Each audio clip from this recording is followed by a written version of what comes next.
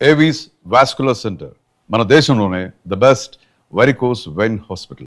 అయితే మా పెద్దవారు అంటే అప్పట్లో అనేవాళ్ళు, నాకు బాగా గుర్తు సార్. ఎన్టీఆర్ గారి ఫ్యాన్స్ 10 మంది ఉన్నా, కృష్ణ గారి ఫ్యాన్స్ 5-6 మంది ఉన్నా ఒకటే. వాళ్ళు ఇచ్చే ఇంపాక్ట్ వీళ్ళు సగం మంది ఉన్నా ఇచ్చేస్తారు. అంటే ఆ సినిమా సెలబ్రేషన్స్ కానీ అప్పట్లో ఇద్దరిది బాగా పోటాపోటీగా ఉండేది కదా. అవును, ఉండేది. అందువల్ల డౌన్ టార్డన్ నుంచి వచ్చిన వాళ్ళే ఎక్కువ మంది ఫ్యాన్స్. ఆయనకి ఆ అభిమానం ఎప్పుడు పోదు. ఇప్పటికీ మీరు చూస్తే ఆ రోజుల్లో 20 ఏళ్ళప్పుడు 15 ఏళ్ళప్పుడు ఫ్యాన్ అయిన వాళ్ళు ఇప్పుడు 60-70 ఏళ్ళు ఉన్నా ఆయన అట్లానే ఉన్నారు తప్ప కరెక్ట్ సార్. ఇప్పటికీ మొదలు వేసుకునే తిరుగుతూ ఉంటారు. అవును. నాకు చాలామంది by name I can mention ప్రతి ఊళ్ళోనూ ఇప్పటికీ వాళ్ళు కృష్ణ ఫ్యాన్స్గానే ముద్ర పడతారు. ఆయన 20 ఏళ్ళు అయింది యాక్ట్ చేయడం మానేసి. అయినా సరే కృష్ణ అభిమానిగా పిలుచుకోవడమే వాళ్ళకి ఆనందం. ప్రతి జిల్లాలో ఉన్న చాలామంది వాళ్ళందరినీ పేరు పేరు పెట్టి పిలవగల గుర్తు, జ్ఞాపకము, అసోసియేషను, ట్రావెల్ ఆదిశేషగిరిరావుకు మాత్రమే ఉంది అని చెప్తారు. కరెక్టే. నేను కూడా ట్రావెల్ అయ్యాను కదా వాళ్ళతోటి 40-50 ఏళ్ళుగా ట్రావెల్ అయ్యాను కాబట్టి వాళ్ళు మా ఏ ఫంక్షన్స్ ఉన్నా పిలుస్తాను. వాళ్ళు ఏ ఫంక్షన్స్ ఉన్నా అప్పుడు పిలిస్తే వాళ్ళ ఊరు వెళ్తాను నేను. అంటే లాయల్టీ అనేది ఒకటి ఉంటుంది సార్. మీరు అన్నారు 20 సంవత్సరాలు అయింది ఆయన నటించడం మానేసి, బట్ వాళ్ళు ఇప్పటికీ కృష్ణ గారి ఫ్యాన్స్గా ఉండడానికే ఇష్టపడతారు అని చెప్పేసి మహేష్ బాబు గారు ఒక ఫంక్షన్లో మాట్లాడుతూ, నాకున్న ఫ్యాన్స్ అంటే మా ఘట్టంలేని ఫ్యాన్స్ ఇంకా ఎవరికి ఉండరు ఇలాంటి ఫ్యాన్స్. ఎందుకంటే వాళ్ళు వేరే ఎవరిని ఇంతలా అభిమానించరు. సినిమా బాగుంటే నెత్తిన పెట్టుకుంటారు, సినిమా బాగలేకపోతే బాగలేదు అందరికంటే ముందు వాళ్ళే చెప్తారు. అది కృష్ణ గారి నుంచి అట్టాగే వస్తుంది. అవును. సో ఒక లాయల్ ఫ్యాన్స్ అనమాట కృష్ణ గారి ఫ్యాన్స్ అంటే, ఘట్టంలేని ఫ్యాన్స్ అంటే. అవును, వాళ్ళు జనరల్గా వాళ్ళు ఎప్పుడైనా వాళ్ళ దగ్గర నుంచి ఫీడ్బ్యాక్ తీసుకుంటారు. ఆయన సినిమా బాగున్నా బాగలేకపోయినా ఎట్లా చేస్తే బాగుంటుందని అది కూడా చెప్తుంటారు అప్పుడప్పుడు. అన్నీ కూడా ఆయన ఎప్పుడు ఏదో క్రిటిసైజ్ చేశారని ఎప్పుడు ఫీల్ అవ్వడు. సార్ ఎవరి దగ్గర ఉన్నా అది మంచి కానీ చెడు కానీ స్వీకరిస్తారు. ఆయన ఫ్యాన్స్ గురించి ఆయన ఎలా ఆలోచిస్తారు సార్? కృష్ణ గారు ఎలా ఆలోచించేవారు ఫ్యాన్స్ గురించి? ఫ్యాన్స్ గురించి బాగా ఎన్నోసార్లు చెప్పాడు. ఈ జన్మలో తీసుకోలేని రుణరా మీదని. 1970లోకి వెళ్తే అప్పటికి మీరు ఇద్దరు హీరోలతో, అంటే వాళ్ళు అప్పటికి హీరోలు కాలేదు, ఒక ఇద్దరితో రూమ్లో ఉండేవాళ్ళు, రూమ్మేట్స్ వాళ్ళిద్దరు. మీకు తర్వాత కాలంలో వాళ్ళిద్దరు హీరోలు అయ్యారు. ఎవరు వాళ్ళిద్దరు? 70కి ముందు నేను అడుగుతుంది. 70 ముందు కాదు, 66లో. 66. నేను కృష్ణరాజును చంద్రమోహను. మీ ముగ్గురు రూమ్మేట్సా? ఎలా ఉండేవారు సార్ ముగ్గురు? నేను కాలేజీకి వెళ్ళేవాడిని, వాళ్ళు అప్పుడు రంగుల రాట్నం సినిమా తీసేవాడు చంద్రమోహన్, కృష్ణరాజము చిలకూరు. ఇంకా ముగ్గురు ఒక చోటే ఉండేవాడు.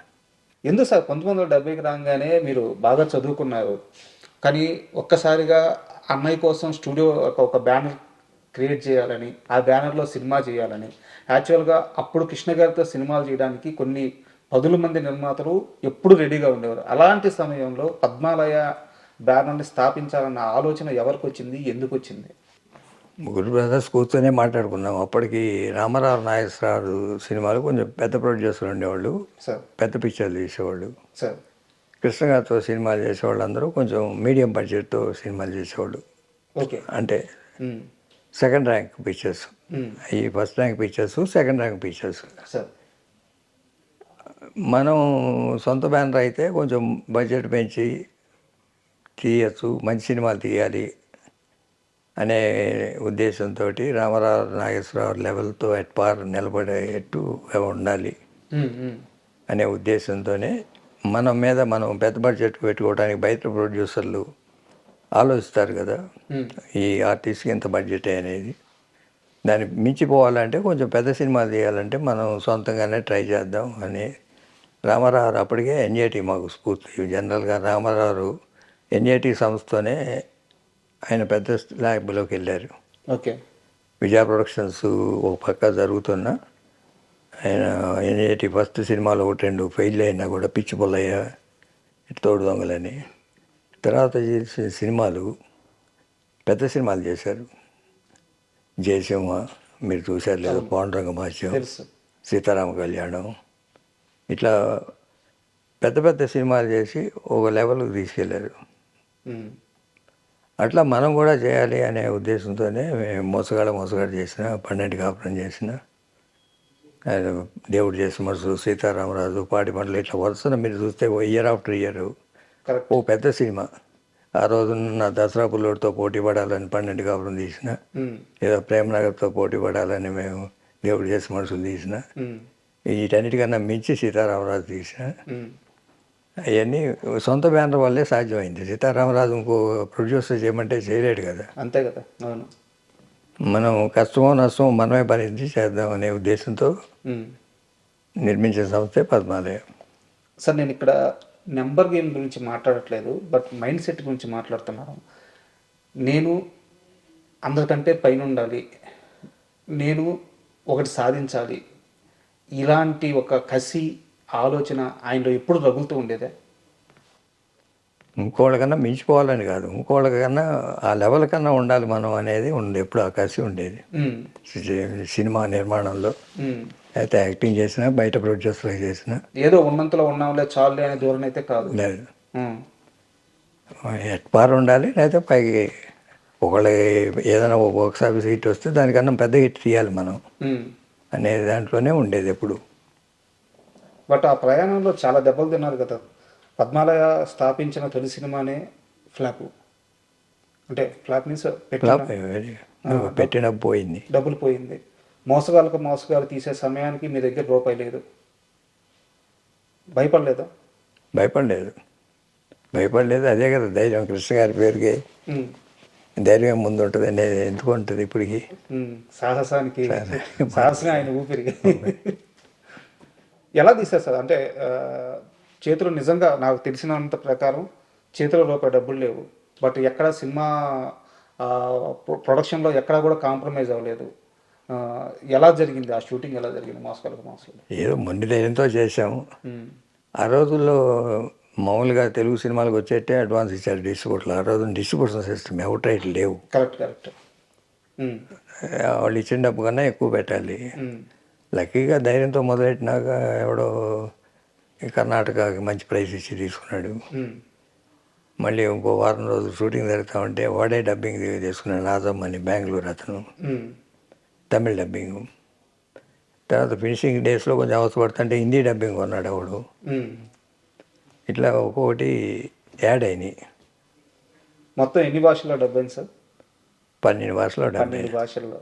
ఈరోజు మేము పిల్లలు అందరం, అంటే మీ ముందు కూర్చుంటే పిల్లలమే, మేమందరం ప్యాన్ ఇండియా అని చెప్పి ఇప్పుడు వచ్చే సినిమాలు అనుకుంటున్నాం. కానీ నాకు తెలిసి మొట్టమొదటి ఇండియన్ ప్యాన్ ఇండియా సినిమా అనుకోవచ్చు కదా మోసగాడు.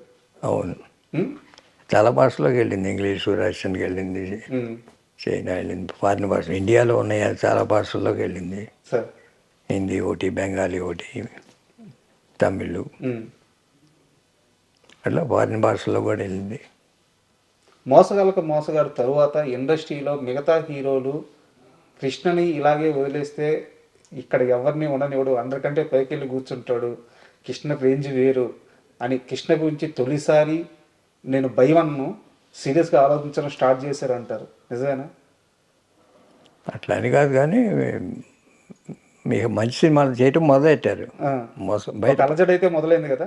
బయట ప్రొడ్యూసర్లు అలజడి మొదలైంది. బయట ప్రొడ్యూసర్లు కూడా మొదలయ్యాయి సినిమాలు తీయటం, కలర్ సినిమాలు తీయటం. అంతవరకు బ్లాక్ అండ్ వైట్లే తీసేవాళ్ళు.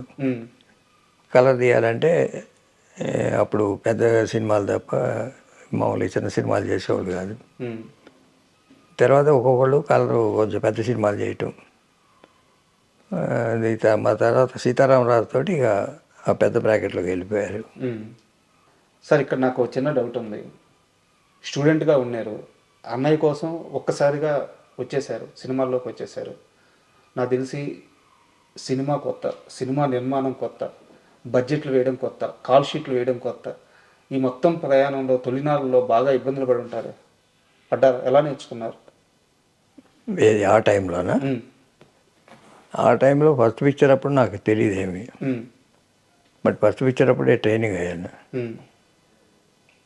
బడ్జెట్ వేసుకోవడం ఎట్లాగూ, లేకపోతే సినీ కార్డు ఏంటి, లేకపోతే ఏ సెట్ ఎక్కడ షూటింగ్ చేయాలి, ఏ రోజు ఏ షెడ్యూల్ చేయాలి, లొకేషన్ సెలక్షన్ దగ్గర నుంచి first man to rise last man to sleep అన్నట్టు ప్రొడ్యూసర్గా పనిచేశాను మోసగాడికి. ఆ తర్వాత కొట్టిన పెన్ని ఇప్పుడు నాకు ఇప్పుడు నిర్మాతలు అంటే తెలియదు కానీ అప్పుడు చేసే ప్రొడ్యూసర్లు అందరూ కూడా sir they are final judges ఏ ప్రోడక్ట్కి అయినా. అంటే జడ్జెస్ అంటే సెలక్షన్ ఆఫ్ ది ఆర్టిస్ట్ కానీ సెలక్షన్ ఆఫ్ ఏదైనా decision making. కానీ సెలక్షన్ ఆఫ్ లొకేషన్ కానీ షెడ్యూల్ ప్లాన్ చేయటం కానీ సెలక్షన్ ఆఫ్ ఆర్టిస్ట్ కానీ సార్ అన్నీ ప్రొడ్యూసర్ కంట్రోల్లో ఉండేది. మ్యూజిక్ అంటే దగ్గరుండి చేయకపోయినా ఇది బాగుంది బాగలేదు, ఈ ట్యూన్ బాగుంది, సెలక్షన్ ఆఫ్ రైట్ ట్యూన్ అది ఇంపార్టెంట్. సార్ ఆ డేస్ వేరు. ప్రొడ్యూసర్ జాబ్ అనేది దానికి డెఫినేషన్ మారిపోయింది. సార్